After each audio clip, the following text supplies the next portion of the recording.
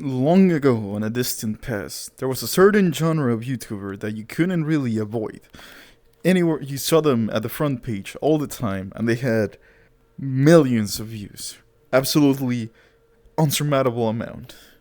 And well deserved because the videos they made were generally very well produced. But nowadays, these people don't really get that much attention anymore.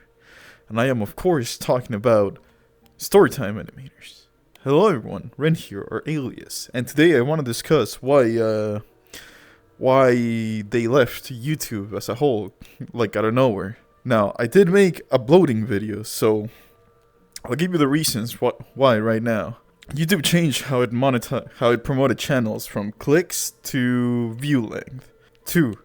Animation is really expensive to make. 3. These Storytime Animators just ran out of stories. And those are the main 3 reasons. Now, I'll go in depth in every one of them. The first one, YouTube long ago used to be very clickbaity, even more than these days with the whole the X situation is why. Long ago, they used to have just like boobies on the thumbnail and you would click to see what it is and the video is totally unrelated.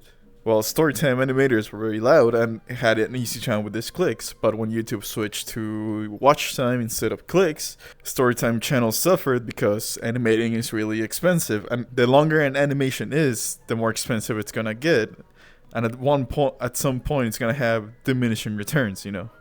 Like, there's only so much money a YouTube video can make versus how much money it's gonna cost to animate the whole video. I guess those are the first 2 points merged together, huh? Story animation is expensive and YouTube rewarded watch time over. And now the last part is quite interesting. Storytime animators were almost like stand-up comedians. They have very similar problems.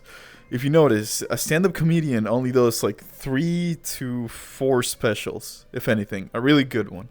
That's because you only really have so much life experience to have those comedic stories. And the more life you live, the more stories you're going to have. For example, someone like Joey Diaz can talk about all the stories that he has had because he has lived a very wild life.